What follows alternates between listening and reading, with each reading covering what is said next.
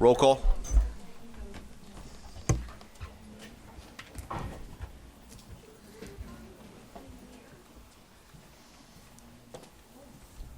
Roll call, Ms. Connor.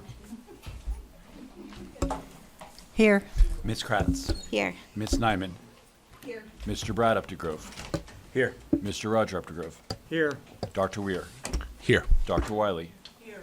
Mr. Brophy. Here. Mr. Penarella. Here. All present. We all rise for the Pledge of Allegiance and a moment of silence.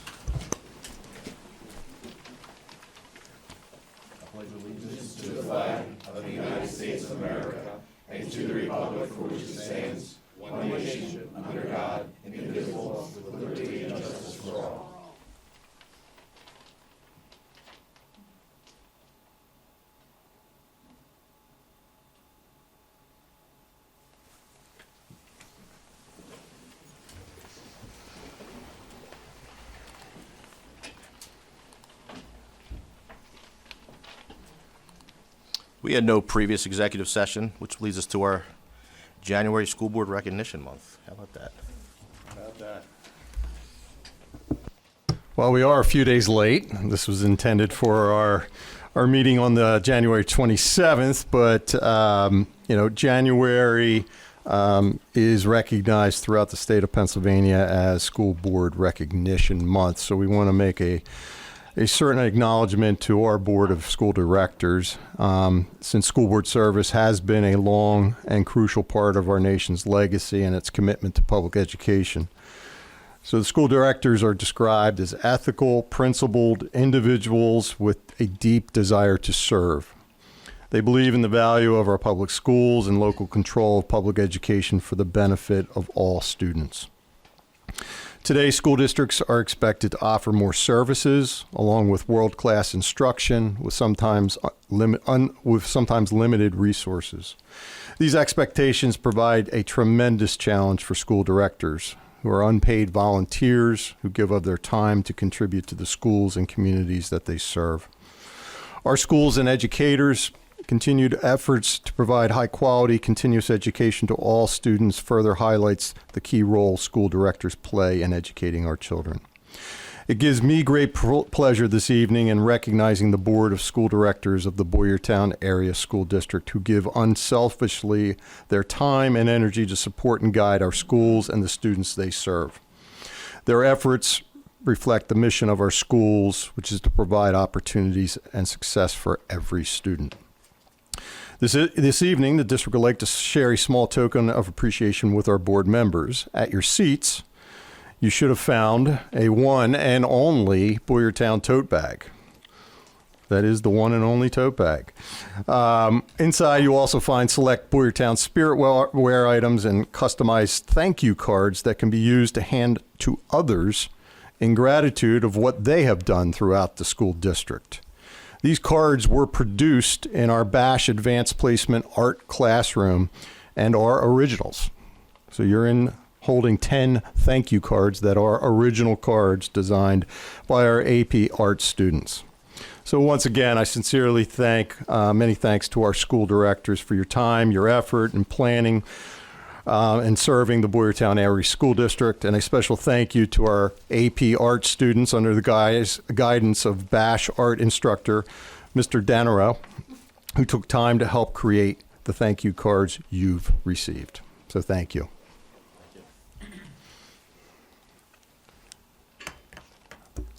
Student Representative Report. Good evening, board members and meeting attendees. Feels like forever since we've been here, I've been here. We hope everyone has had a great holiday and a happy new year. It feels odd to be in 2026 as a member of 2026, but it's a great reminder of how long I've spent in the district throughout my education. With a new year and new goals, we can't wait to see what's in store for the school district. Now let's get on with our school board report.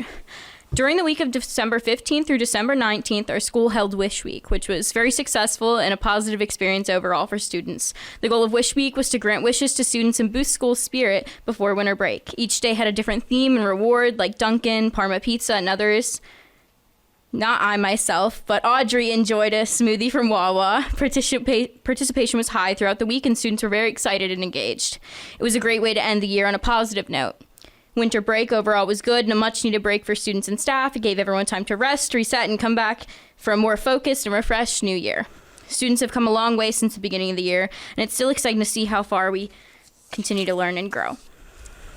Science Olympiad has been on fire this year. A club that has been very small the past few years has grown exponentially, with 9 groups placing top 5 in their events during our regional competition on January 8th. The students in Bash Science Olympiad have been doing great things in their science events, so we'd like to give them the shout out they deserve for their accomplishments. We're hoping to see continued growth in membership and student achievement at states. Not last week, but a couple weeks ago, students received their course selection cards and are currently in the process of choosing their classes for the next school year. A lot of people have been talking with their friends, teachers, and counselors about which classes to choose, possible internships, and the idea of graduation just a few years away. Bash provides a lot of different options, so it's nice that students can really start thinking about their future and what they're interested in. There are many art and computer science classes, different levels of core classes, and dual enrollment classes. Overall, students are actively discussing their options and thinking seriously about their plans for next year and their future, and course selection is going smoothly so far. Musical tickets are on sale. The music department has been working super hard in their production of The Drowsy Chaperone, and tickets are currently on sale. All students involved have committed a tremendous amount of time and effort to make the production the best it can be. Please consider going out and supporting our talented students in the music department. Midterms were held on January 21st using a modified schedule based on student and staff feedback designed to better support student focus and testing success. The schedule mirrored finals week and gave students dedicated time to test. Midterms counted as 10% of student final grades. On January 21st, students took their ELA and science exams, and the following day they took their math and social studies. The 2-day schedule allowed students to take 2 exams per day and leave after their scheduled exams if they had their own transportation, while students without transportation were able to stay for lunch, tutoring, or request student space until regular bus dismissal. Overall, the modified schedule helped make testing more organized and less stressful for students, according to Audrey. For our elementary highlight, we highlighted Boyertown Elementary School this year, as they've continued many building initiatives since students and staff returned for the new year. The month of January at BES was dedicated to their bare trait of being considerate. Throughout the building, students were focused on the meaning of the word considerate and how they can demonstrate being considerate in the school, on buses, and in their community. The PTO continues to support the staff and students of BES through various fundraising activities, and next month BES will be hosting a bingo ice cream social event for families and friends. Boyertown Elementary School's book vending machine also continues to be very popular. Students can earn vending machine tokens to purchase books by being recognized for making positive choices in the building. This building initiative has improved the school climate and promoted reading for all students. We look forward to bringing you Bash's best moments next month for February, and as always, thank you all for your time and drive safely.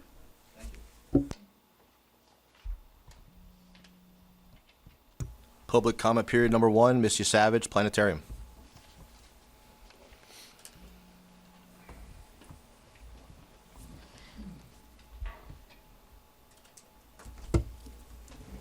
I look forward to your discussion about the planetarium/learning dome this evening. Like many people in this community, I have very fond memories of the Boyertown Planetarium, and our family learned a lot by attending Mr. Detterline's presentations. I would love to see the planetarium resurrected, and I'm thrilled that the Foundation for Boyertown Education and other people in our community are willing to provide funds to help that happen. However, as the board, you have to consider that this does require the use of one-time funds as well as recurring costs. So maybe a good way to think about it is this: can we do the planetarium project and achieve all the other strategic goals we have? I do sincerely hope so.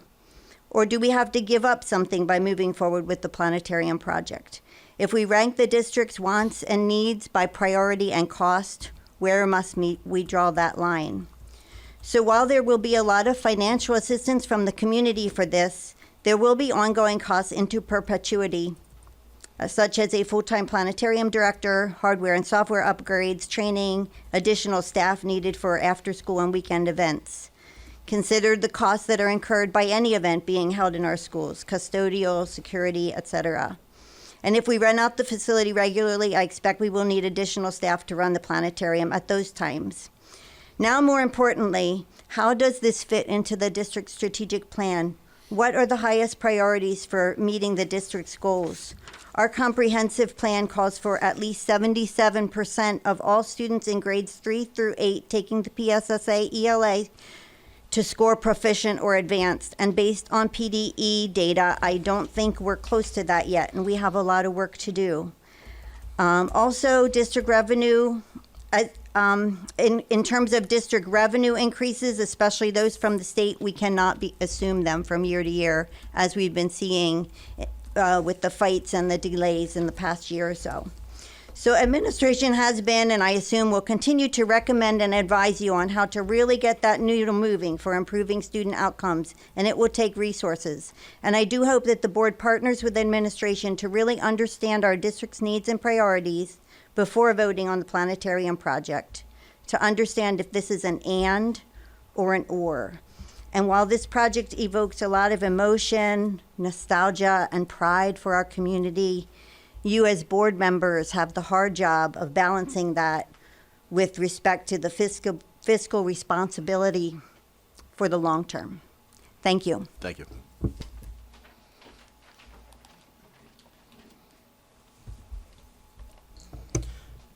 At this time, we're looking for the approval of the January 13th, 2026 Committee of the Whole meeting minutes. I'll motion. I'll second. Ms. Connor. Yes. Ms. Kratz. Yes. Ms. Nyman. No. Mr. Brad Updegrove. Yes. Mr. Roger Updegrove. Yes. Dr. Weir. Yes. Dr. Wiley. Yes. Mr. Brophy. Yes. Mr. Panarello. Yes. Ayes have it.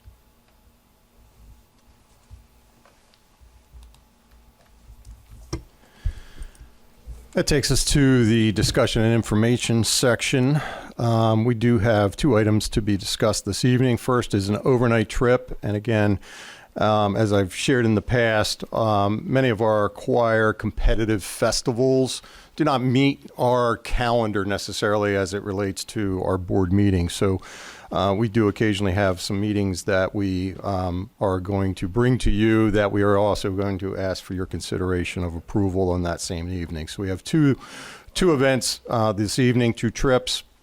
One of which is the Pennsylvania Music Educators Association Region Choral Festival.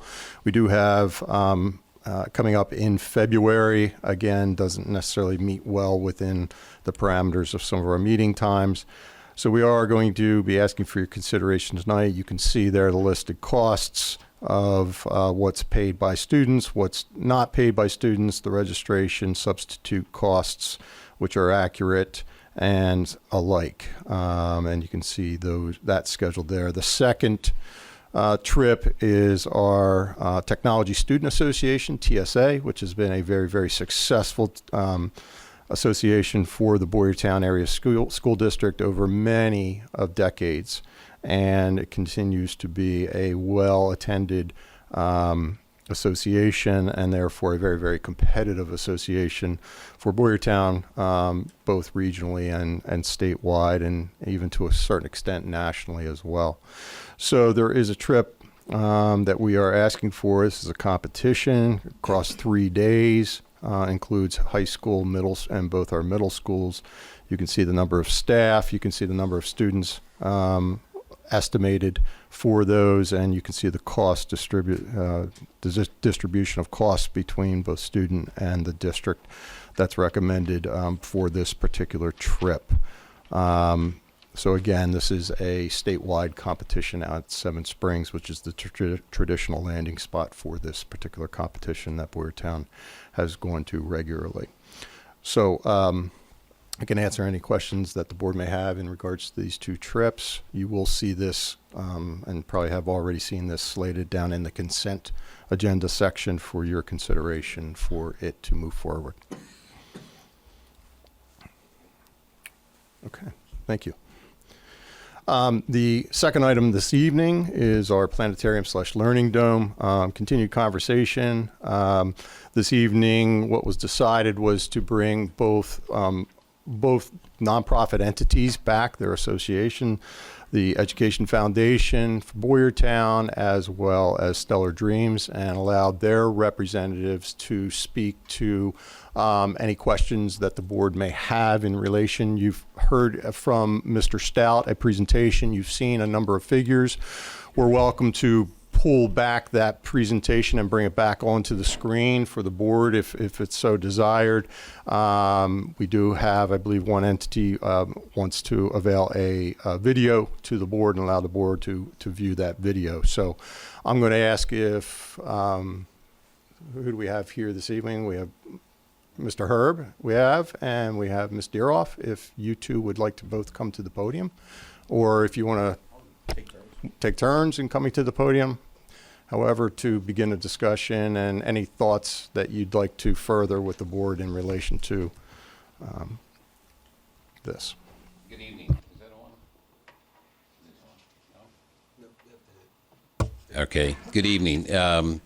My name is Greg Herb, president of the Foundation for Boyertown Education. If I may recognize a couple board members that are here with me this evening. Rod Martin from Martin Stone Quarry serves as our vice president.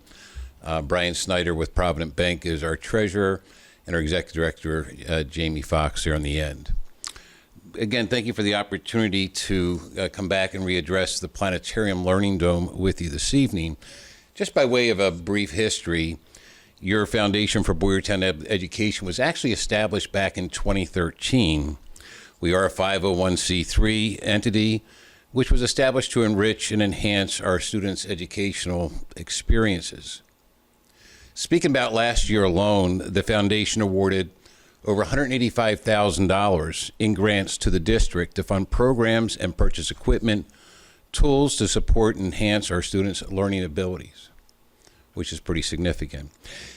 For those that watched or were at the January 13th meeting, I thought Mr. Schoaf's presentation, as far as the tech ed, the foundation alone has contributed over $220,000 in equipment that has really enhanced the learning opportunities for our students at the schools. Our funds come through both EITC contributions, as we are an approved EITC organization. That stands for your Educational Improvement Tax Credits from corporations and businesses, as well as regular donations and fundraisers. The grants from the Foundation for Boyertown Education has really funded a myriad of things. Life skills, STEM and STEAM, science, art, theater, robotics, of course, tech ed, and much more. We literally have touched the lives of every grade and every building, all elementary schools, both middle schools, and the high school.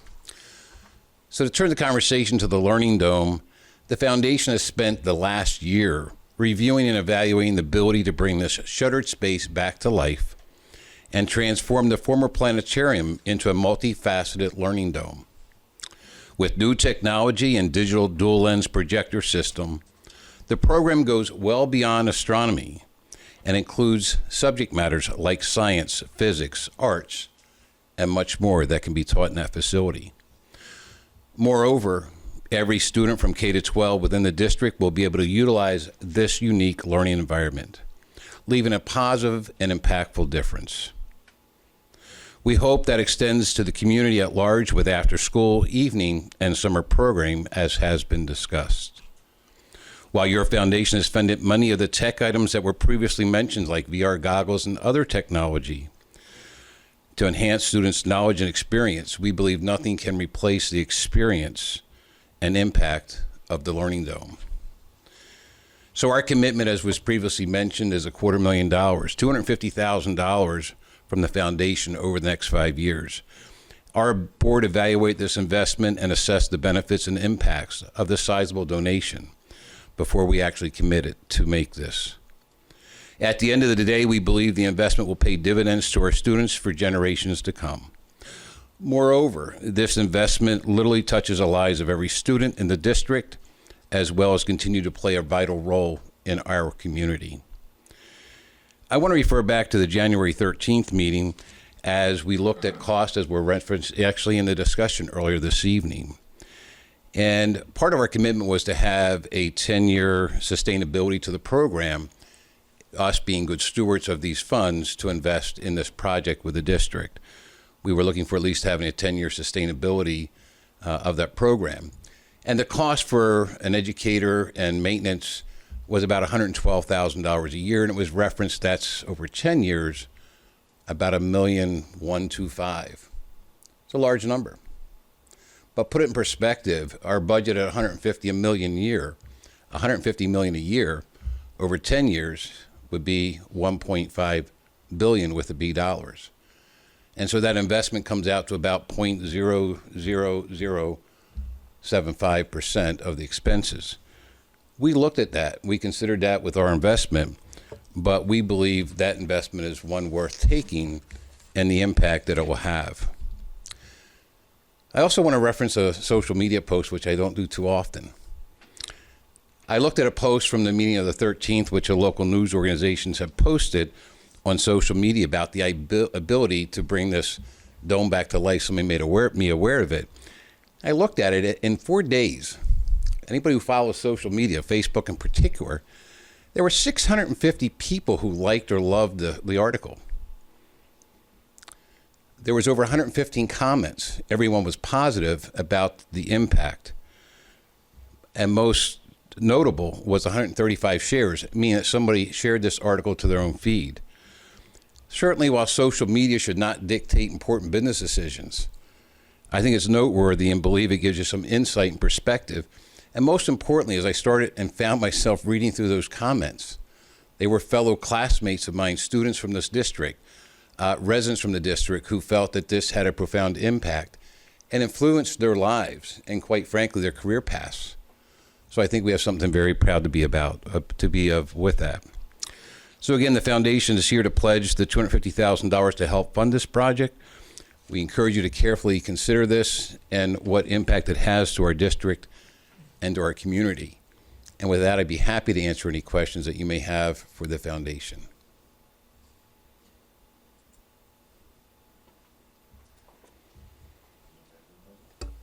I just want to thank you for coming forward.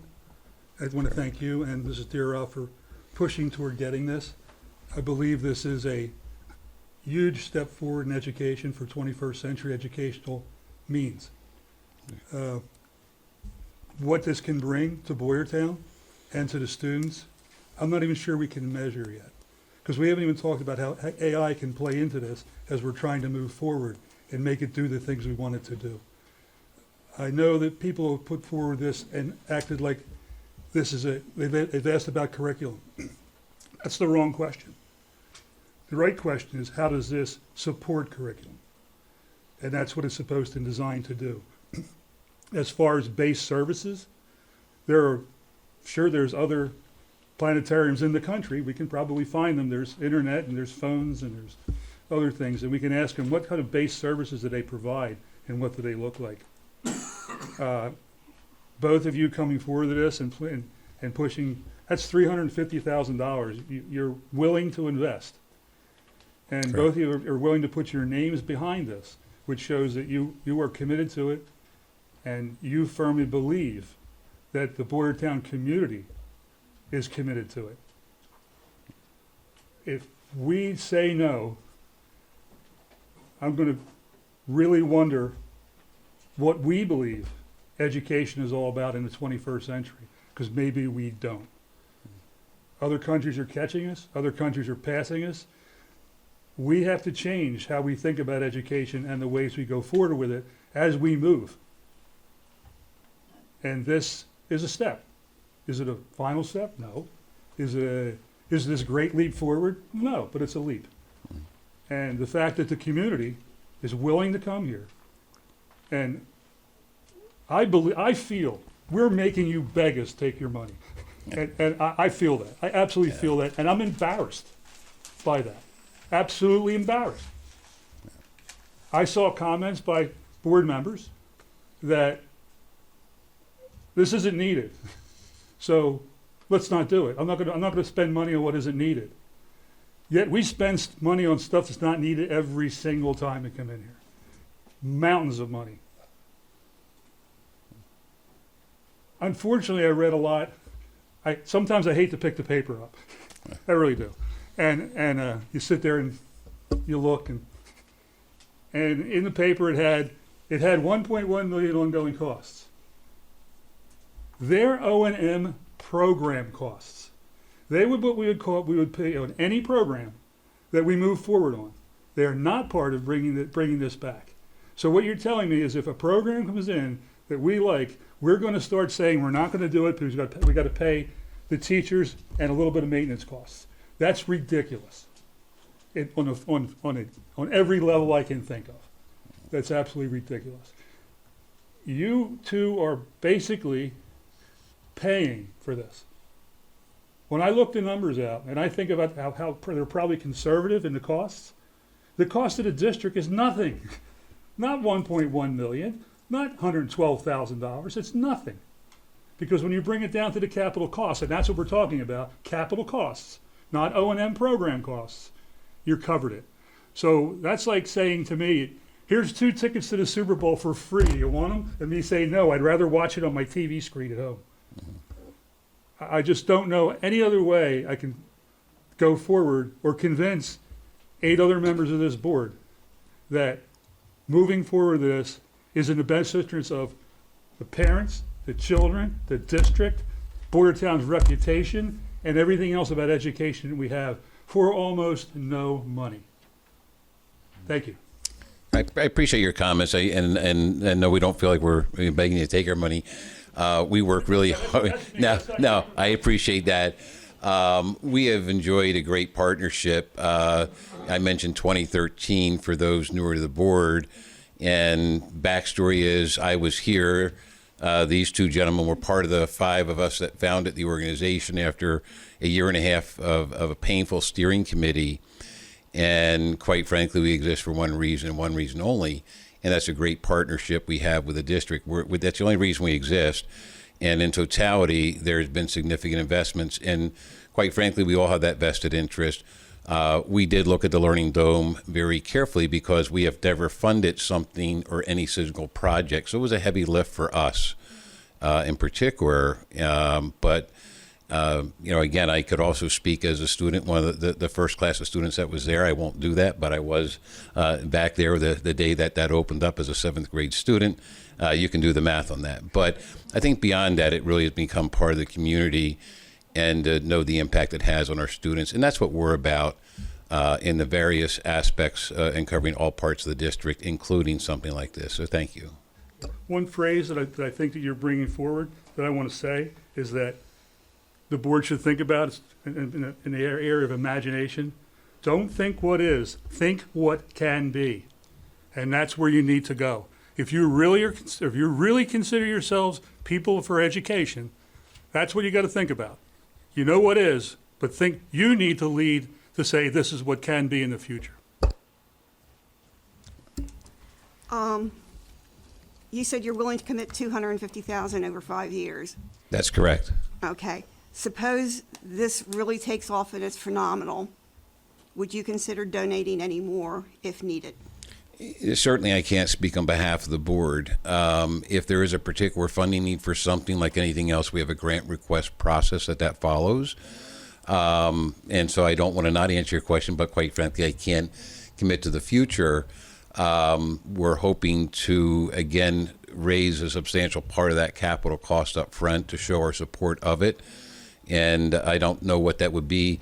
I know our experts here with JT, who spoke at the 13th meeting, briefly, and that's really describing, lose the word planetarium, and it's a learning dome in our sense of describing that any subject matter can be taught of any grade level in that environment. There is software and things of that nature that maybe she could better address that you would have available time to time, and the ongoing maintenance was a budget item as Mr. Stout had put together in the presentation. So, I mean, the facility that's there now and the equipment that's there now was fired up for the 50th anniversary celebration of Middle School East. So it still got fired up. The seats are still there. I think this will last a long time with new seating and refresh, and now with digital equipment. And part of that cost was including the maintenance. So I think the board's always happy to entertain, grant requests, which really come through the district. I mean, Mr. Dettelrein has done a phenomenal job when he was here as a teacher down there. And the night of the anniversary over at East, he was phenomenal there as well. So it's education. To me, it's not a question. There's educational value in this. And if we can help one student out of this, it makes it all worth it.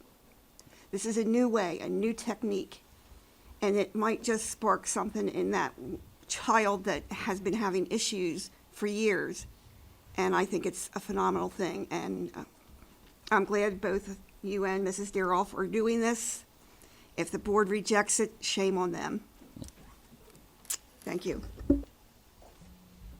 All right. Thank you very much. Thank you, Mr. Herb. Ms. Deroff? I Oh. had I apologize. comments. Did I walk That's away okay. too quickly? that I am very appreciative of your foundation. I'm new to the board, but I'm not new to the community. Right. And so I am very aware of the wonderful things that your organization has done for the students in this community. I had 2 children who graduated from Boyertown High School and who visited the planetarium and was a part of the music program here. So again, there's a lot of wonderful things that I can attest to that my children experienced here. I'm also an educator outside of the Boyertown School District with 23 years of experience and knowledge about education, about ways in which children learn and develop. And there's always a struggle as to how do we as a community best serve our children with the finite amount of resources that we have. Certainly, it would be wonderful if we could and was able to do all the great things that come into our spaces and our thoughts that inspire children. But my concern, and I did speak in the past meeting, my concern in hearing what I heard at the last meeting about some of the other areas of concern in our community, being the performance levels. There's a lot that is going on in the district that requires funding. And what I heard about the performance levels at the previous meeting was very concerning to me. And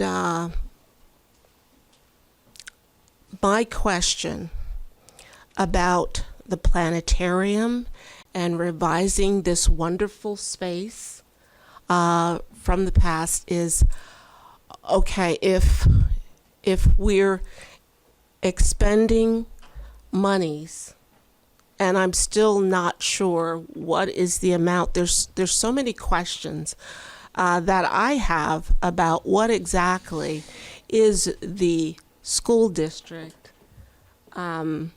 responsible for in the funding of all of this. Because I'm hearing about the needs of remediation. I'm hearing about the needs of a reading program for our children. That's a lot of money. We don't have a comprehensive reading program for our students. That requires a lot of spending. We need math interventions. That requires a lot of spending for us to be able to provide the support since COVID, our kids have nosedived. And they're not making the gains that other children are making in other districts. And if you don't believe that, go to Future Ready Index. Look at the performance levels of our children. And this is across the board that we're having these issues that Dr. David Heiser and his staff, that they've put together this comprehensive plan of how we need to lift up the performance levels of our children. It requires money to do that. This MTSS plan, it's a framework of interventions to bring up the performance level of our students, because they're not doing as well as they did back in the days of the planetarium. And so I say to you, I love the idea of bringing the planetarium back to life and doing all of these things. But as a priority, if we're only having a certain amount of money for spending, I say that we spend it on the remediations and supporting the performance levels, of getting those performance levels back to where they used to be. And I don't think the planetarium is going to do that. Dr. Wiley, if I could, I appreciate your comments. Were you questioning, just for my clarification? I can't answer most of your questions. I appreciate your comments. But it relates to the planetarium. Was there a question in there as far as not knowing what the actual costs are? Because we do have those. And I wanted to make sure that was not your question, or I didn't misunderstand you. Okay, I'm wondering about what is the obligation that the district would Right. have in bringing this back to life, Yeah. and also as a former administrator, I know the busing and the scheduling, the master schedules, all these things that need to come into play when you're trying to move children across the district to have access to this space. That it is going to be taking away from instructional time. There's so many frameworks now that are in place whereby teachers only have certain amount of time in the classroom to address the curriculums, and by moving children from point A to point B, that you're losing instructional time, and how they will be able to make up those kinds of deficits when we do have standards and we have these frameworks that were not in place back in the times of the planetarium. And I know I'm going off on a tangent, and I apologize That's to fine. you for that. But I just question, how is all of that? It's not as simple as it seems that we can just bring the planetarium back into life, and that kids are going to have the opportunity to get there, because it is so much more complicated than that. And that's the part, the big question mark is, how would we be able to do that? Yeah, I appreciate your passion. Like I said, I won't be able to answer most of those questions, but I did see someone was so kind to pull up the presentation you should have that Mr. Stout put together for the January 13th meeting. And this slide is actually showing the allocation for the teacher, transportation, and the annual maintenance, which was where that 112.5 a year, 112,500 was referenced from the January 13th. If you go back, and I know our experts here, so I don't really take a step on anyone's shoes, that was the cost to estimated cost, and strictly, again, underline estimated projections for flooring, demolition, dealing with the aspects of lighting, sound, all the aspects of preparing that room and demoing the current room as it exists. And then the slide before that, that was chairs, and there was a slide that actually showed the two projector systems. And again, I'm looking at JT. She's the expert. I'm up here at the mic, so maybe you want to jump in here. But the recommendation, as I understood, was for the SSIA Technologies, the one on the right side of your screen, for $276,000 as far as the hardware cost. So as it relates to, and again, I appreciate your passion, Dr. Wiley, and beyond the tangent, going back to the planetarium, though, I want to be clear because we also struggle with this as a board. This was a big investment for us. At the end of the day, it was a unanimous decision to put forth this pledge for $250,000 after analyzing what impact we're doing with the district. And our bylaws are very specific. Our bylaws were written by us in a certain way that controls where and how we spend that money and what things we fund. And this falls into that bucket. But that was a hard cost plus the chairs you saw, and I'll call the demo and refitting of the room, probably not the proper terminology, but and then we got to the total cost annually of about $12,500. I just wanted to make sure that part of your question was answered. Is that okay? Thank you.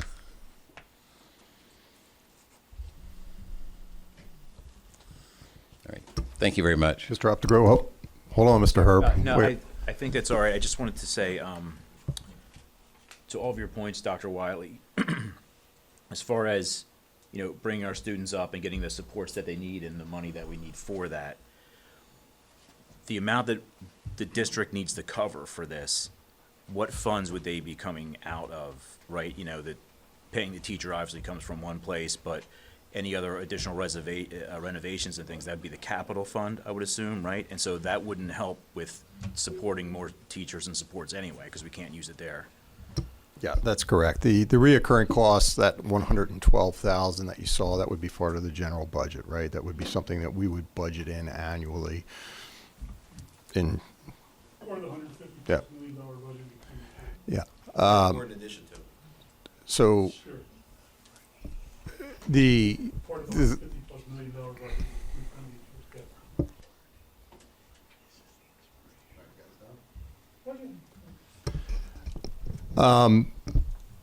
Part of this, and when you look at the two options, we wanted to present a couple of options to the board. There's differential in costs when it comes to the projection systems, the sound and lighting, the hardware, really the makeup of that. So that's where you see the difference in two prices. I would ask, Mrs. Deeroff, can I just slide JT Town in to talk just for a few minutes, if I could, JT? And Mrs. Moyer, if you could please go back to the slide that indicates the two options on the multitude of hardware. Yeah, that slide. Thank you.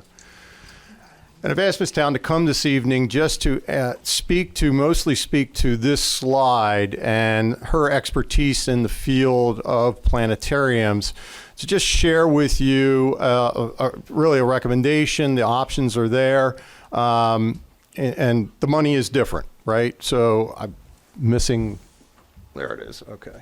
So, just under $100,000 difference in terms of the options, what make up. When we talk about this type of equipment, yes, this would be through the capital, projects fund, which we would purchase these. These, we can't do these over years. This is you're purchasing that in one fall swoop to install those things, and based on the two nonprofit organizations, they would have a fund that we would receive annually across 5 years, making up what looks to be well above or close to what the two different options are in terms of that. The reoccurring costs, like I said, and chairs and other small things that we still may not have thought of, or as we get into the project a little bit deeper, what the possibilities might be there, or other incurred costs. But we estimate just over $100,000 of reoccurring costs to maintain that. So, Ms. Town, can you just share with the board a little bit the difference here? We're talking about nearly $100,000 in equipment. I know you and Mr. Stout have visited numerous places and have been tied to kind of coming with these recommendations. Can you speak more specifically to these and maybe making a recommendation to the board? If you were a representative school board member, what would your recommendation be based on your knowledge of these two types of systems? Okay, sure. Well, there are actually more than 2 sources in the world for digital dome display systems for teaching. But we've looked at criteria such as whether the company is in the U.S., close by, accessible for, to get help when you need it. We've looked at systems that offer 4K resolution display and come down to these 2 that you see here. There's as far as ease of use, software capability,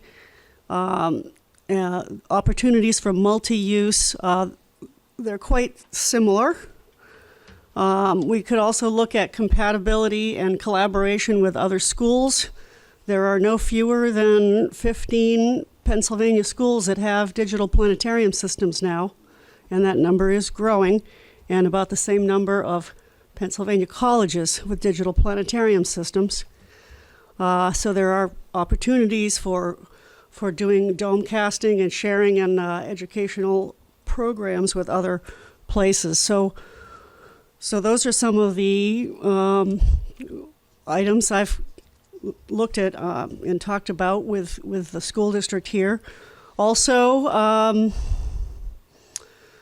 these 2 companies listed here, one is a big giant company on the left side, option 1, and I had listed for the district that they're located in Pennsylvania and Utah. Since the time that I listed that, the company COSM has reduced the number of planetarium technicians and trainers at the Pennsylvania location down to 1, and still have some in Utah, but they're not as close by as they don't have as many staff close by to help schools in Pennsylvania, and the system is more expensive, and considering the capabilities are pretty similar with SSIA. They're located in New Hampshire. Their software is based on the SkyScan dark matter software, and it's used in a couple of Pennsylvania schools near here. I think that the SIA system might be a good choice. If I were to buy a planetarium to be located here, that's probably what I would choose.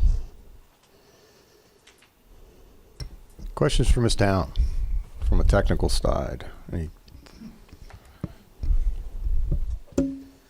What is the STEM aspect of option 1 that I don't see on option 2? What was the STEM. STEM?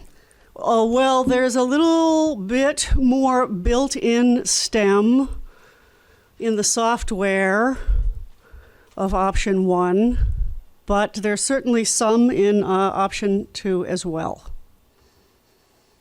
And someday I can show you a video that was provided from the SIA company showing some of their STEM built-in content. And, as far as shows that are like dome movies, they play on any system.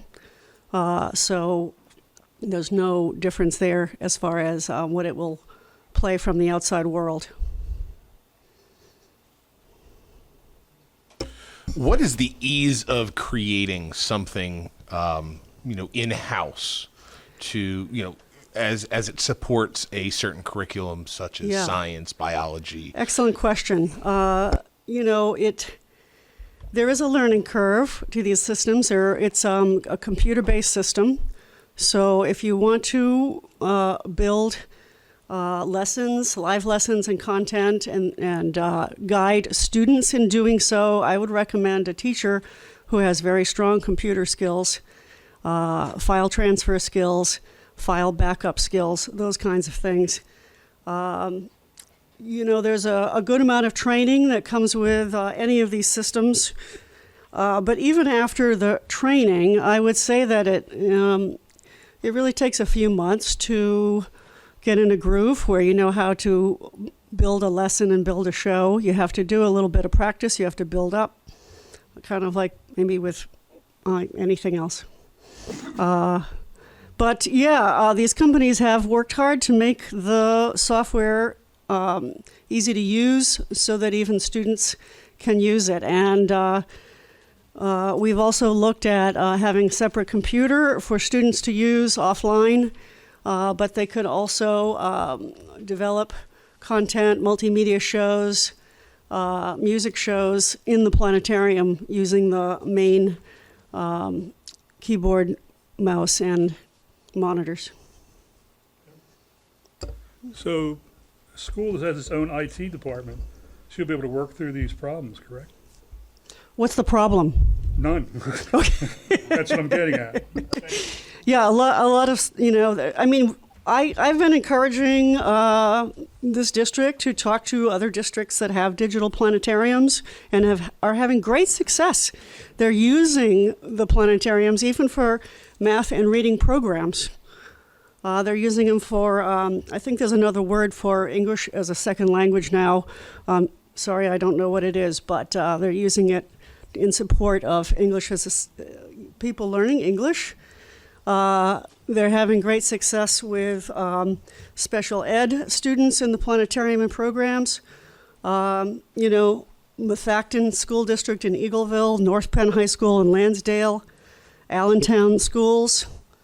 I could tell you more. Those are three of the close by ones, Aston, Lancaster. So I would encourage you to, find out about those programs. I can research for you and report back if you like, if you can't go and talk to them yourselves.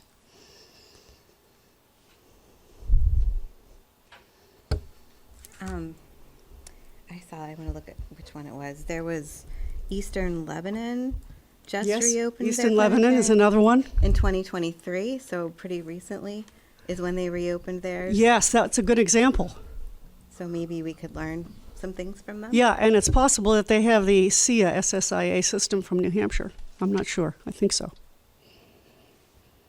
I think the Reading Museum has a planetarium up and running too. They do, and they have a system from Cosm, Evans, and Sutherland on the column 1. Mm-hmm. But it's easier to have collaboration and compatibility with places that have your same brand of software, planetarium software, just so for file sharing purposes.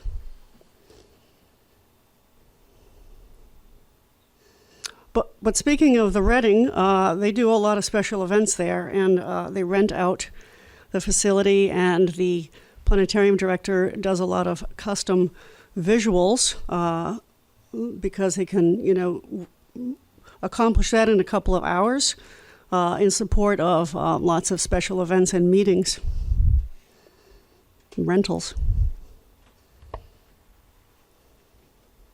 Any further questions for JT? Well, thank you for You're thank welcome. you for being here this evening. Sure thing. With us. Thank you. And Mrs. Deeroff. Mr. Deeroff represents Stellar Dreams as our other nonprofit entity that's shown interest in helping to support the planetarium. So, Mrs. Deeroff. Good evening. Thank you for allowing me to speak this evening. Just a little bit of background. When Mr. Brophy first mentioned the planetarium, why is it sitting there? We're not doing anything with it. It lit a light bulb, and from there I took off. I started a nonprofit called Stellar Dream. Got myself some board members, people that were very interested. The biggest thing I did was go over and talk to Pete Detterline. He ran our planetarium for 35 years. So what you're about to watch tonight is the rebirth of a place that once defied science education in our district. And we can do so again at a level we've never reached before. Now all this is going to cost money. So I started thinking outside of the box and come up with the idea, we're always putting more expense on the community. So let's give the community something back. That's why I started the nonprofit. Well, we started the nonprofit. So what we intended to do, and I talked to Dr. David Heiser about this, was rent the planetarium for all the times that it was not in use by our children in the school hours, which would be evenings, weekends, summers, holidays, and do shows. And at that point, we would have money to pay the district for the use.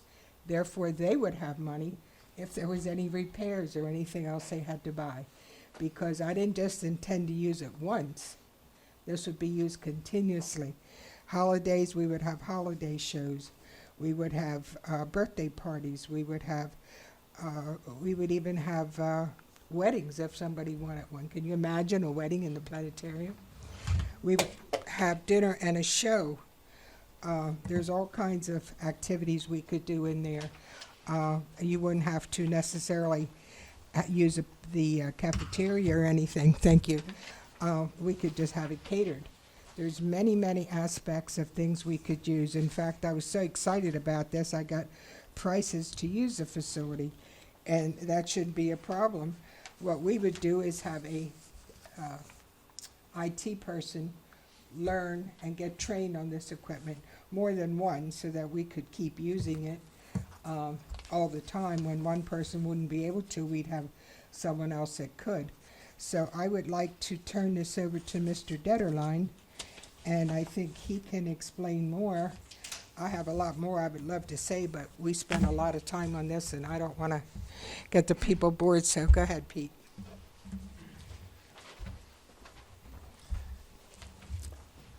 Thank you. Imagine being a child sitting beneath a dome of stars, watching planets move, galaxies collide, and questions spark that no textbook could ever ignite. That experience once lived in the Boyertown Planetarium.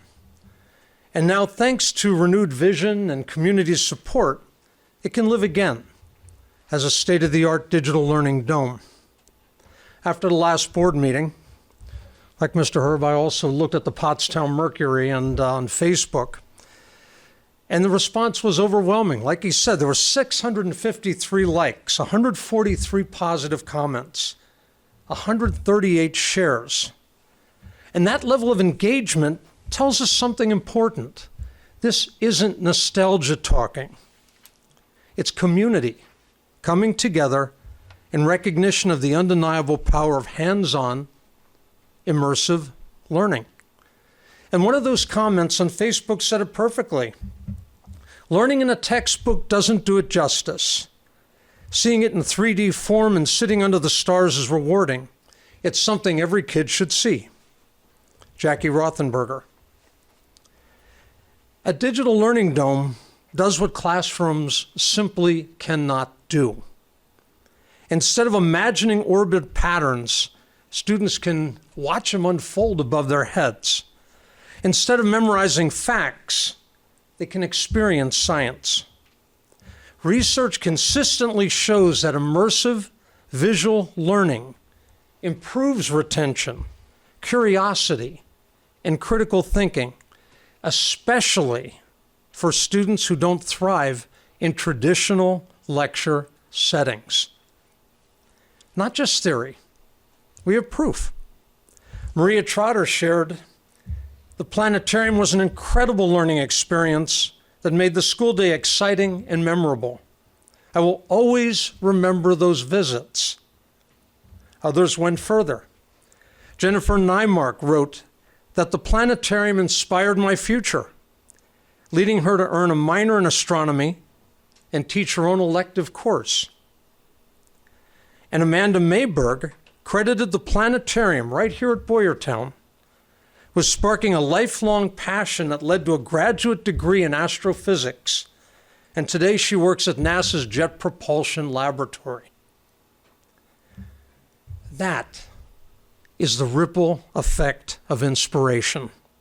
One visit, one moment of wonder, and a lifetime is changed.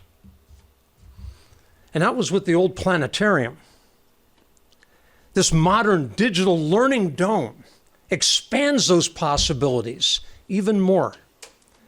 Students get to explore not only astronomy and related earth sciences, but biology, history, art, emerging technologies. It becomes a shared resource for schools, families, and the wider community. And the most important part, as they've said, we're more than halfway there. Thanks to the Boyertown Foundation, Stellar Dream, $350,000 of the cost is already allocated. The vision is real, the support is real, and the only question left is whether we choose to invest in curiosity, imagination, and opportunity for the next generation. Reopening the planetarium and turning it into a learning dome isn't about looking back. It's about looking up. It's about looking forward. Let's give our students more than pages to read. Let's give them stars to reach for. Thank you. Thank you. So if anybody has any other questions, we'll be happy to answer them for you.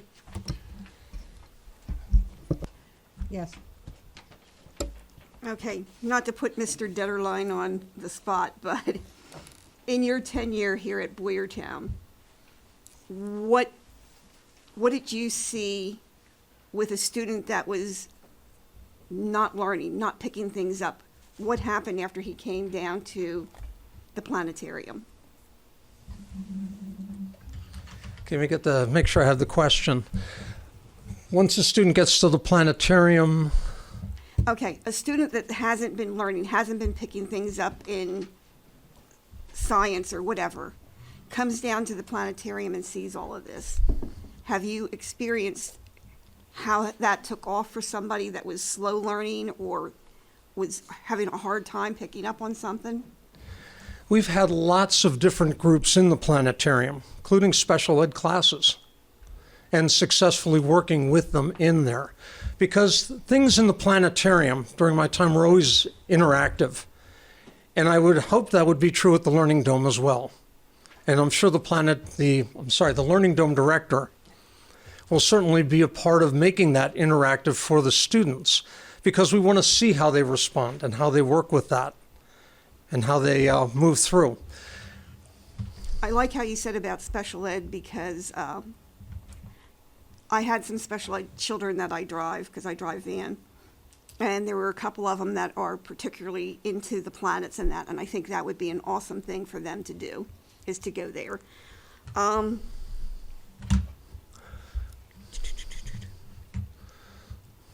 on. I know I have a question for Mrs. Deeroff, but I think I had another one. Oh, what do you think of those two options, those two different options? I've looked at both, and both are excellent. I think you're going to do well with either of those. Have you used either of them?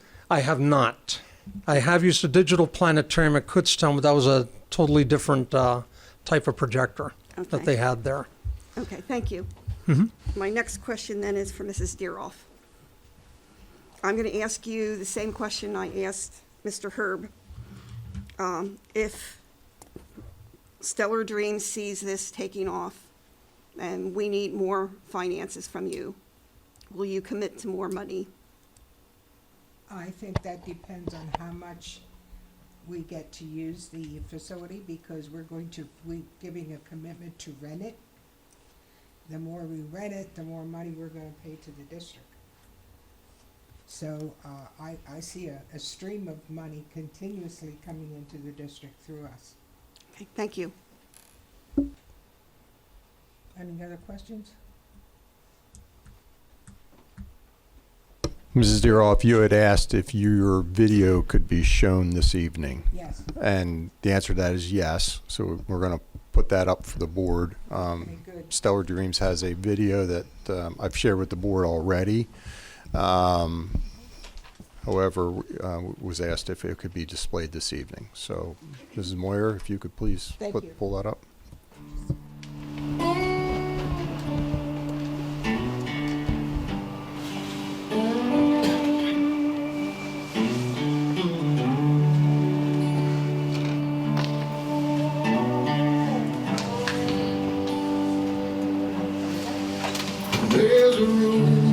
stars still whisper inside these Boyertown halls, where children gaze with a wonder why and reach for something small. We watch the old light fade away, but the spark was never gone.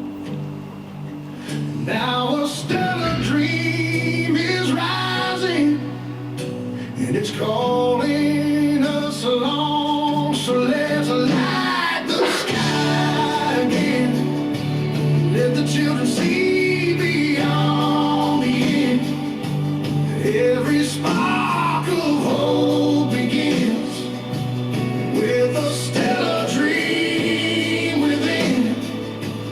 From the ground here in Boyertown to the heavens we ascend.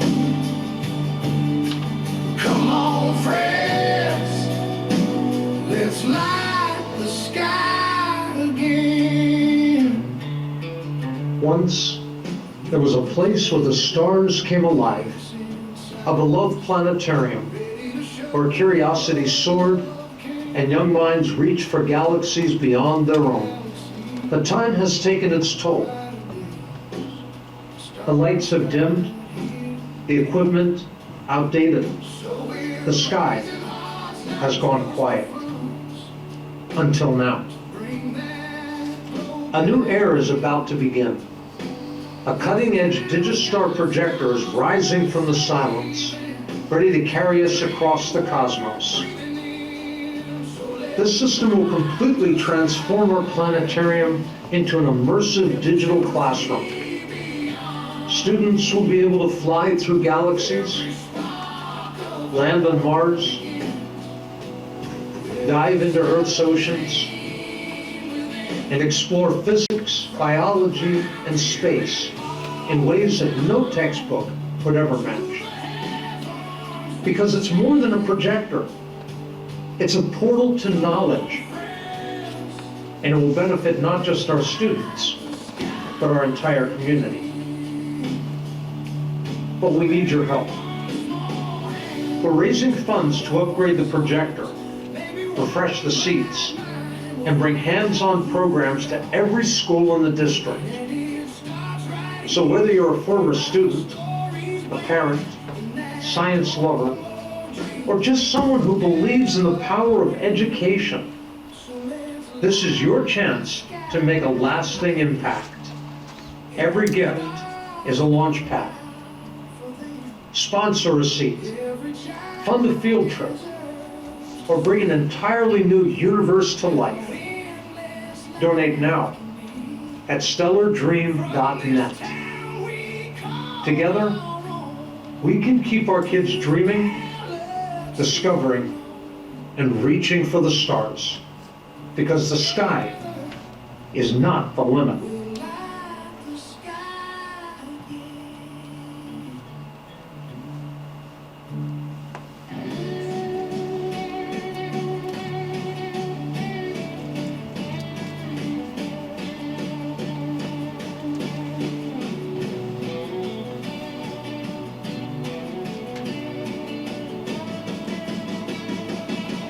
Boyertown shining bright, the one shared light. Yeah, we'll live our stellar dream tonight. Right here, curiosity meets the cosmos. Together, we can make the universe accessible, inspiring, and unforgettable. Your support ensures that this encounter continues for generations to come, so that the next great discovery can begin under our own stars. Join us today and help turn curiosity into lifelong wonder.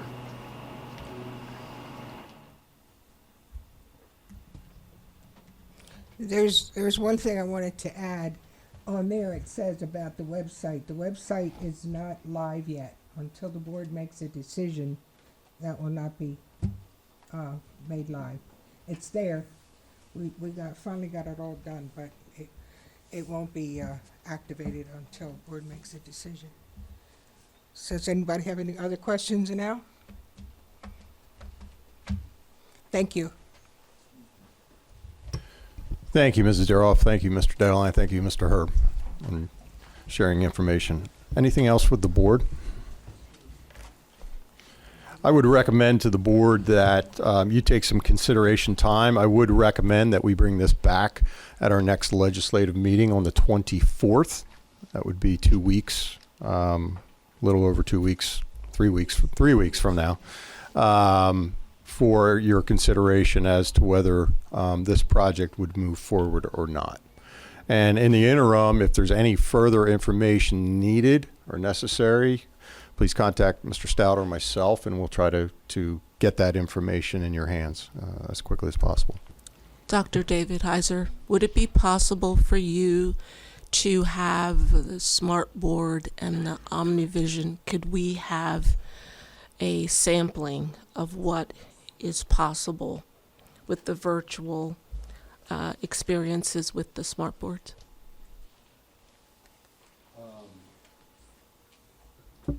Not sure what it is you're driving at. So a smart board is a flat screen, right? Simple two-dimensional component. I think the structure, the difference here in that what a dome provides, it creates a different structure, visual structure, right? It's an enhanced learning, visual learning tool, or enhanced learning space visually for individuals.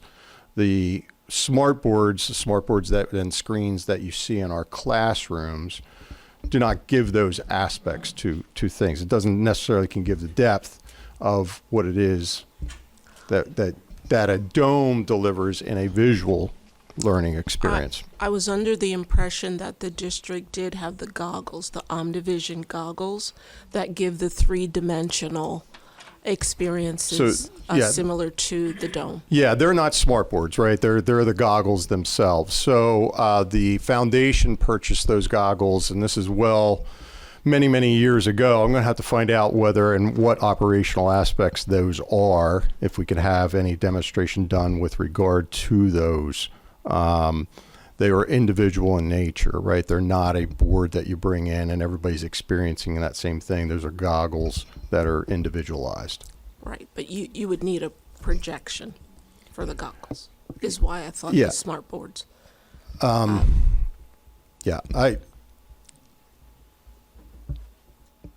You're correct in that. I'm trying to see what it is. Let me talk to IT and let me see what we can do. All right. If I can bring that back for the 3rd to our committee of the whole meeting for a demonstration of information, and we can share that information. I do not know what shape those. I know what shape our boards are in. I'm not sure what shape those goggles are in. So we'll need to find out, and whatever updates have been or not been done with regard to those.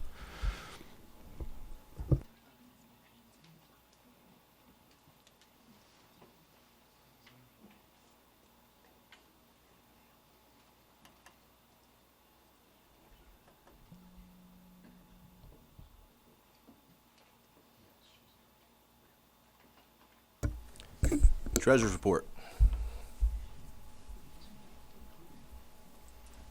I didn't see her.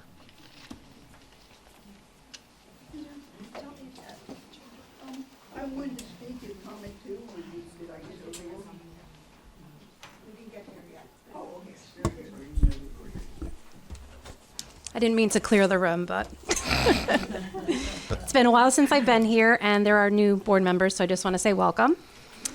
Tonight, I'm going to be presenting both November and December treasurer's reports. Beginning with November, local revenue delinquent tax collection was $122,848.42. Earned income tax collection was $526,228.87. And tax collection was $100,542.15.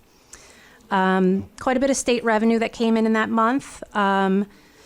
Basic ed funding, transportation, and retirement were all for the last fiscal year for 24-25. This came from the budget that finally passed, unfortunately delinquently. So basic ed funding was $5,660,706. $249,844 for transportation. Retirement was $2,977,893.21. And the remaining that I'm about to speak about was the 25 and 26 school year. Special ed was $2,407,950. Pre-K counts was $141,750. And Social Security was $466,438.03. And for November expenditures for salaries, benefits, and professional services, they accounted for 75% of the monthly expenditures. And on to December. Delinquent tax collection was $41,628.71. Earned income tax collection was $840,372.20. And transfer tax collection was $94,541.55. All state revenue that we received for December is currently for the current fiscal year. It's $2,830,353.30 for basic ed funding. Pupil transportation was $1,124,296. Retirement was $1,037,516. And pre-K counts was $189,000. And for the December expenditures for salaries, benefits, and professional services, it came to 80% of the total expenditures for the month. And that concludes my report. Any questions? Okay. Thank you. At this time, we're looking for an approval of the treasurer's report for November 5th, 2025, as reported. I'll second.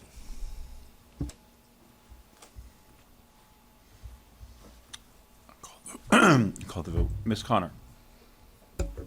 Yes. Ms. Kratz. Yes. Ms. Nyman. Yes. Mr. Brad Updegrove. Yes. Mr. Roger Updegrove. Yes. Dr. Weir. Yes. Dr. Wiley. Yes. Mr. Brophy. Yes. Mr. Penarello. Yes. Ayes have it. And at this time, we'll be calling for a motion for the December 6th, 2025 treasurer report as presented. We're seconds. Ms. Connor. Yes. Ms. Kratz. Yes. Ms. Nyman. Yes. Mr. Brad Updegrove. Yes. Mr. Roger Updegrove. Yes. Dr. Weir. Yes. Dr. Wiley. Yes. Mr. Brophy. Yes. Mr. Penarello. Yes. Ayes have it. Item number 9, superintendent's consent agenda. As you can see listed there, items A through K are board policies or ARs, administrative regulations, that have gone through committee. They've gone through the work session and are for your consideration here as a first read. Under item L, the IDEA B agreement, again, as explained by Mr. Lentz at our last meeting, is a flow-through agreement for our IDEA funding that must come through the BCIU. Item M is a ProCare client assignment confirmation, and again, this is for nursing for a student in our life skills program. And under item N, an Anderson school placement agreement that the board has been made aware of. Under item O are required bids for our fall athletic equipment and uniforms and alike. Under item P, the overnight trips that were described earlier in the informational section are listed there for your consideration. And then under item Q is the donation list that was described at our last work session. There are no additions to that donation list. So under item R, the administration is recommending to the board to approve the consent agenda as listed. Panarello moves.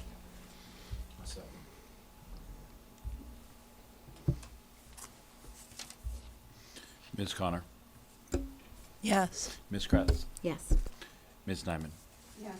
Mr. Brad Updegrove, Yes. Mr. Roger Updegrove, Yes. Dr. Weir, Yes. Dr. Wiley, Yes. Mr. Brophy, Yes. Mr. Panarello. Yes. Ayes have it.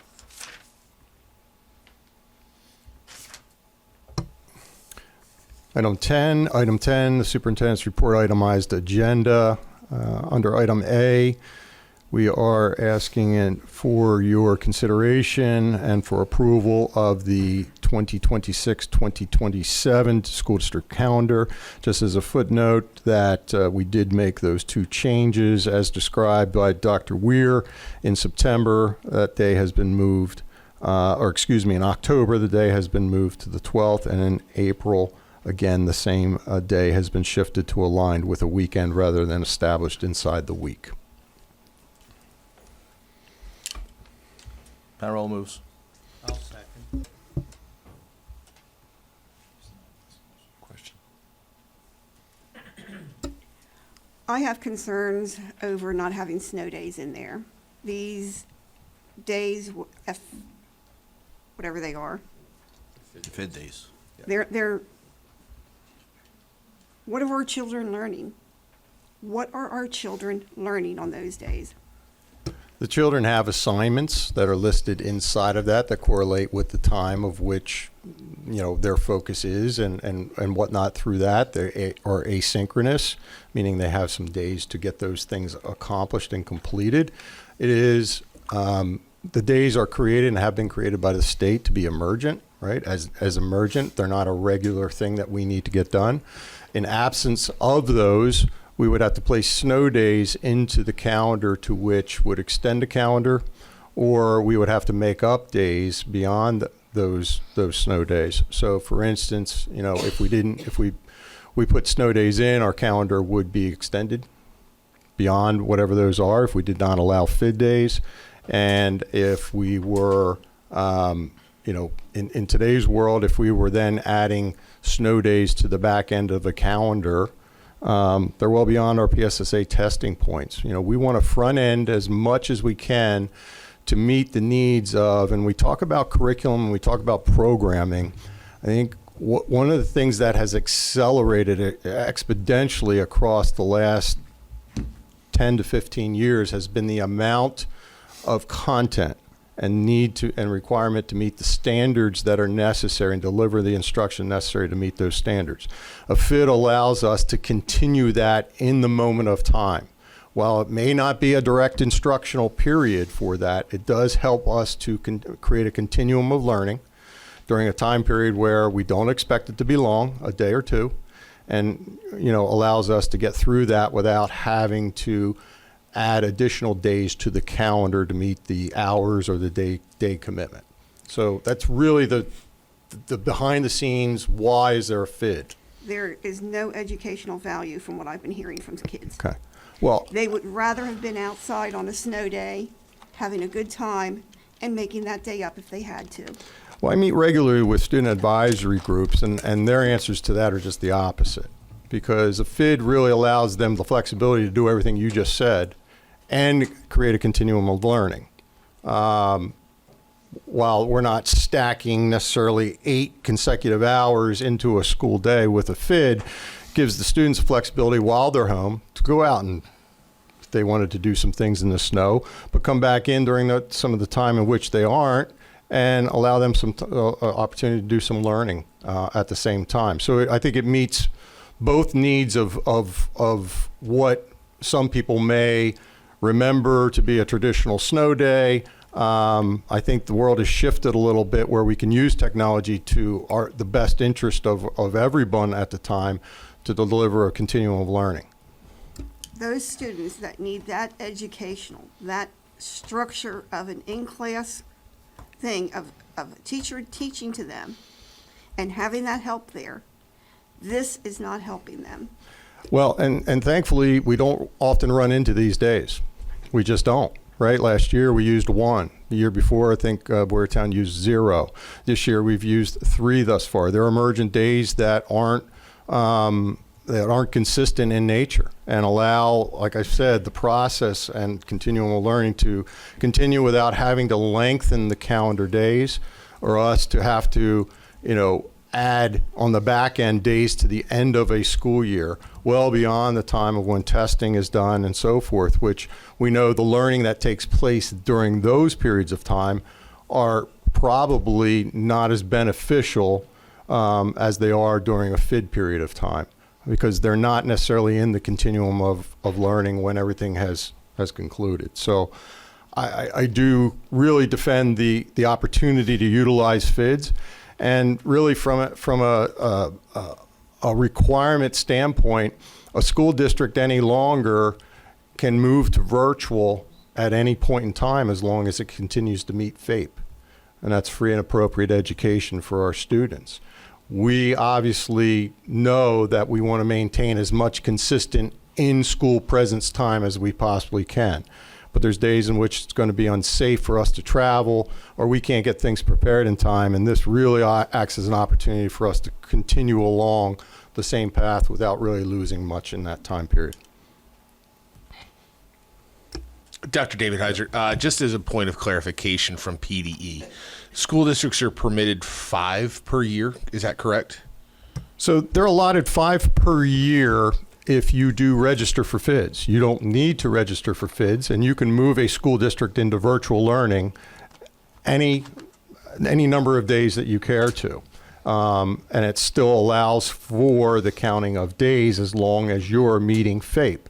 Now, in a continuum of learning and in emergent times, a FID can benefit us by doing those types of things. Long sustained periods of time or a consistent flipping to a virtual is certainly, as we try to meet the needs of all students, including students with IEPs, on a very consistent basis. That becomes a very struggle point for us to do. We have registered for FID days, so therefore we're required to put together a plan. It's approved through the Pennsylvania Department of Education. It has all the steps of how we meet FAPE and all the steps and requirements of our schedule and the things that we're doing with regard to attendance and so forth that go along with that. So we've used 3 out of the 5 days. If we were to go beyond that and have to take other days, there's other days that we could take. We also have a requirement to meet either 180 days or 990 hours or 900 hours, depending on the level of secondary or elementary. So we do get into, we're certainly fine with 5 FID days, and we still have some other days to which we could go virtual, but we start to get into some difficulty when it comes to hours, most especially with our kindergarten students, because we only have them for a half day right now, and there isn't a lot of flexibility inside there where they're doing transitional time through hallways to get to the next class. Those types of minutes don't count. We have educational time to which we account for and have to identify annually. So we're fine inside the FID. We would be fine if we were to flip to some other, if suddenly we had, many more snowstorms. But we are responsible to meet either the 180 days, which this calendar reflects 180 days, and we're well beyond the hour requirements at both levels right now. And again, kindergarten becomes the one that becomes the closest in nature. And if you don't meet that, and many school districts don't meet the hours or don't meet the days, you have reduced subsidies from the state. And that's where some school districts, for some school districts, as an example, may give seniors a opportunity to go out and do a somewhat informal internship for the last 3 weeks of the school year. Some school districts decide to take that subsidy penalty due to the fact that those seniors would not meet the requirements set by PDE in doing that, but the school district itself believes that the benefit of them doing that last step project and internship far exceeds what a reduced subsidy would be in regards to that. Great, thank you.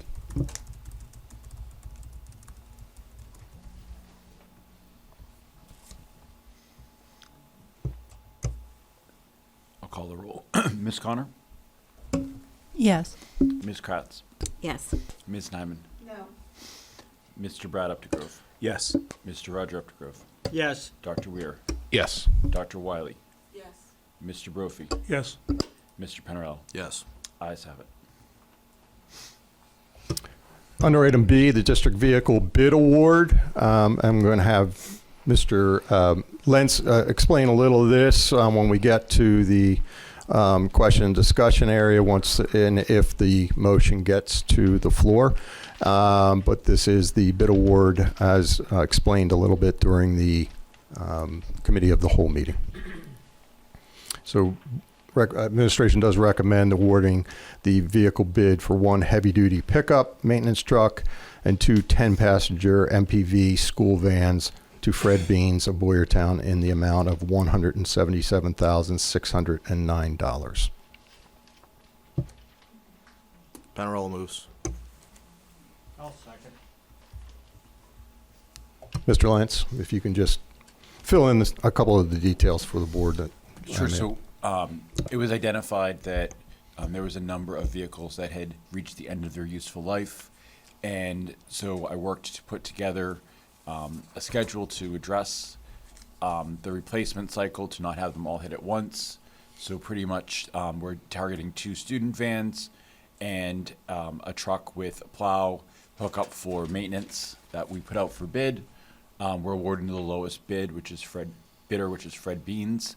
And also moving forward, we'll incorporate into our general budget the replacement each year of these vehicles so that we don't land that they have reached, an end of their life, that there's kind of more of a desperate need, which is what I came into hearing from the high school and from the review of the maintenance inventory for vehicles. And so this will get us on track and get these in place. We're selling 3 vehicles that these are replacing, correct? Or are we junking them? What are we doing with them? Yes, so the pickup truck that we're replacing, we'll sell it as a surplus item on like a municipal bid or something like that. Same with the other vans. Okay. They're just basically putting out for salvage? Yeah, there's a free program called Municipal Bid that it's like a Facebook auction or whatever type of thing, like an eBay, but it targets bidders. Nobody knows what people bid. It closes out, goes to the highest bidder. They pay all the fees, and we would turn over the vehicles to them. Good, thank you. Real quick. I know we talked about this at the beginning of December. What are the 10-passenger vans utilized for? Is that during the day? Is that transporting from home to a school or school to home? How are they being used? My understanding is they're used for student activities, student transports, college visits, things like that. Mostly before and after school needed. It also does take our special education students to a number of their grow areas in the community to when they need to be transported to different areas as well. Athletic teams after school, things of that nature.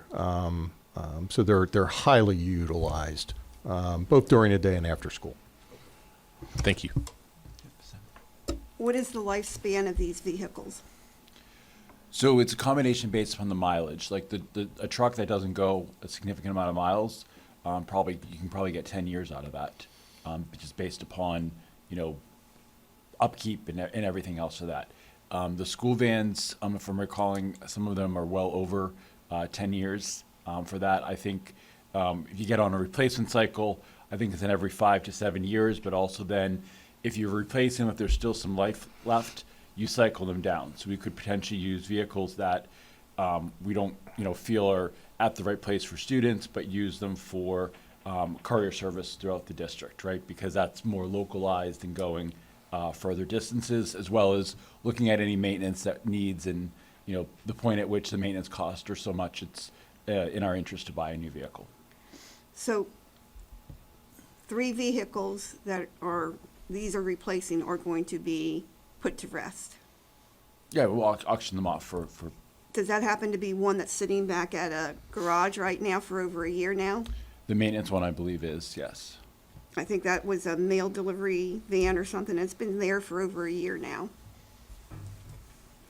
I hope we're not paying for them to have it back there. I don't believe so.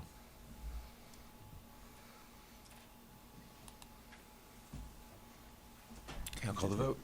Ms. Connor. Yes. Ms. Kratz. Yes. Ms. Nyman. Yeah. Mr. Brad Updegrove. Yes. Mr. Roger Updegrove. Yes. Dr. Weir. Yes. Dr. Wiley. Yes. Mr. Brophy. Yes. Mr. Penarello. Yes. Ayes have it. Under item C, personnel, the administration does recommend the board of directors approve the personnel agenda and the items listed. Panarello moves. I'll second. Again, Ms. Nyman. I see that we're losing a teacher with 40 years. Congratulations to her for being here for 40 years. Also one with 21 years as a counselor and 20 and a half years as a counselor. And then we have a 24-year one for food services. Thank them for all their service. However, I see we have resignations again. Half a year, 12 years, 3 1/4 years, 2 years. What's going on there again? Do we know why they're? Yeah, I can tell you what. Mr. Hahn, do we need to step into an exec session? For at take least one of them, we would, yes. Brief recess? Sure. We can do that? Sure. Mr. Panarello? In order to discuss these, we need to step into a brief Does recess. the board need a recess to discuss this? I'd like to know why they're leaving. Well, that's personal. Yeah, that would be appropriate. Okay. Yeah, that would be appropriate for an executive session. Brief recess for an executive session. And the purpose of executive session is obviously personnel. Yep, I'm going to call roll call. Ms. Connor. Yes. Ms. Kratz. Here. A roll call, so yea or nay on the Yes. motion. Thank you, Ms. Kratz. Ms. Nyman. Yes. Mr. Brad Updegrove. Yes. Mr. Roger Updegrove. Yes. Dr. Weir. Yes. Dr. Wiley. Mr. Brophy. Yes. Mr. Penarello. Yes. Ayes have it. Under item 11, old business, there is none at this time. Public comment period number 2. Donia Savage, Planetarium.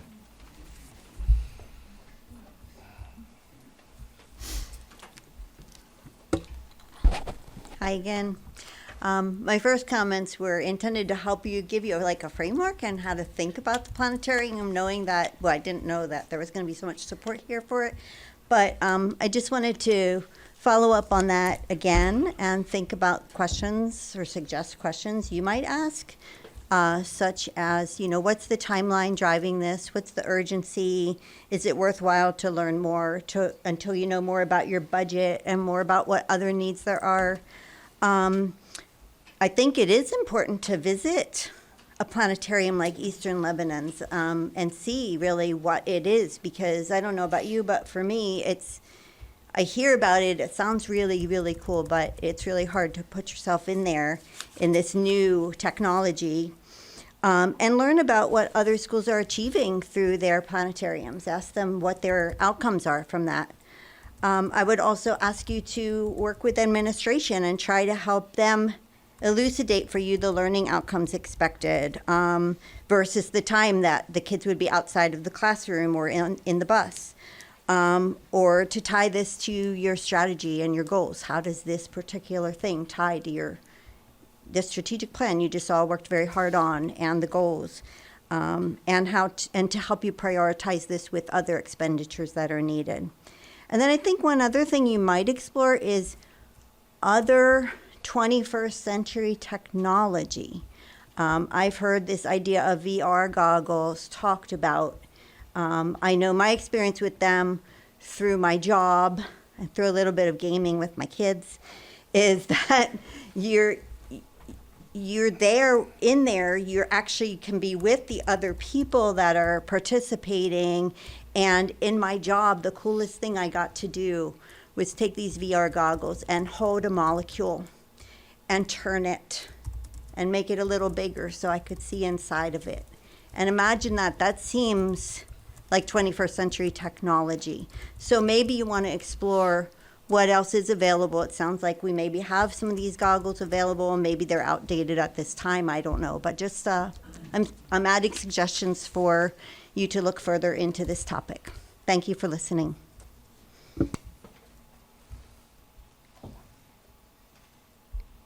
Gretchen Leah, Planetarium.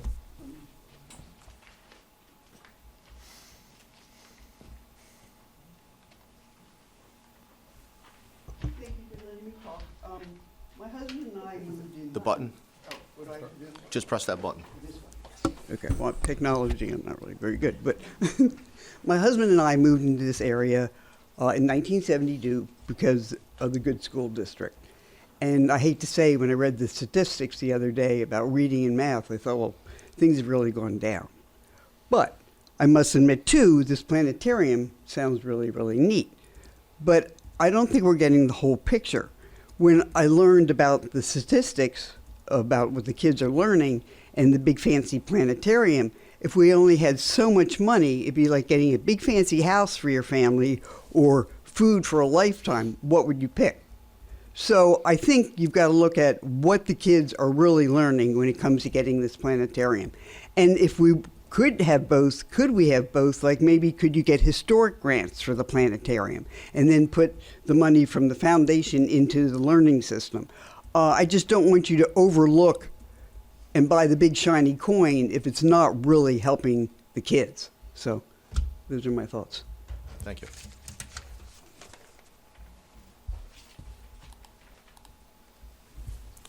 Board comment period.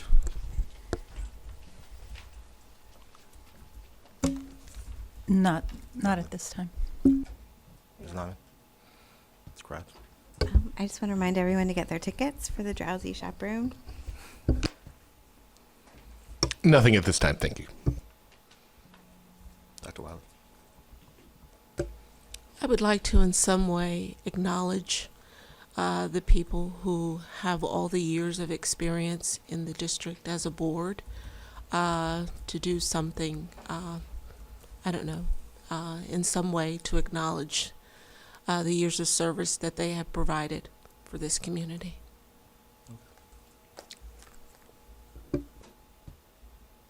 Nothing.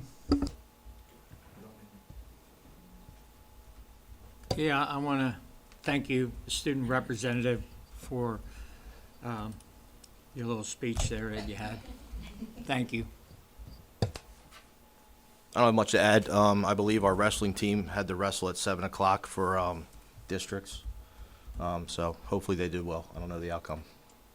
That's it. Just a reminder to the board, again, this was an off week that we rescheduled for due to the weather last week. So just a reminder to everyone here at the board and our public that next week we'll be back here for a committee of the whole meeting. We'll begin at 6 o'clock with a finance committee meeting, followed by the committee of the whole meeting at 7. Motion to adjourn. We're seconds. Meeting adjourned.